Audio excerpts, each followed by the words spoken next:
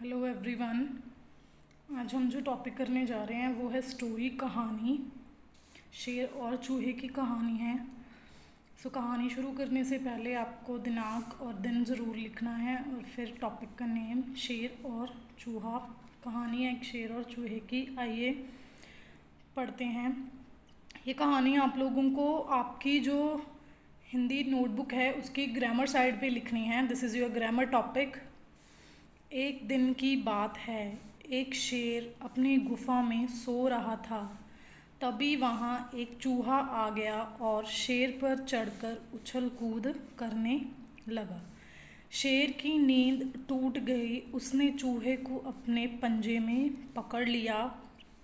चूहा डर गया और बोला, मुझे छोड़ दो, मैं आपके काम किसी भी दिन आ सकता हूँ।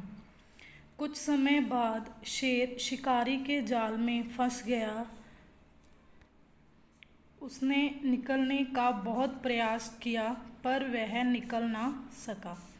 वह सहायता के लिए दहाड़ने लगा। उसकी दहाड़ सुनकर वही चूहा आया और जाल काटकर उसे बाहर निकाला। उस दिन शेर को समझ आया कि हर किसी में कोई ना कोई गुण ज़रूर होता है। शिक्षा हमेशा सबकी मदद करनी चाहिए।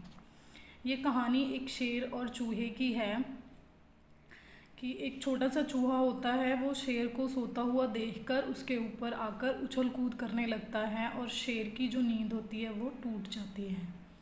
तो जो शेर होता है वो चूहे को पकड़ लेता है, अपने पंजों में जकड़ लेता है, लेकिन चूहा उसे मिन्नतें करता है कि मुझे छोड़ दो, मैं शायद तुम्हारे किसी काम आ सकूं।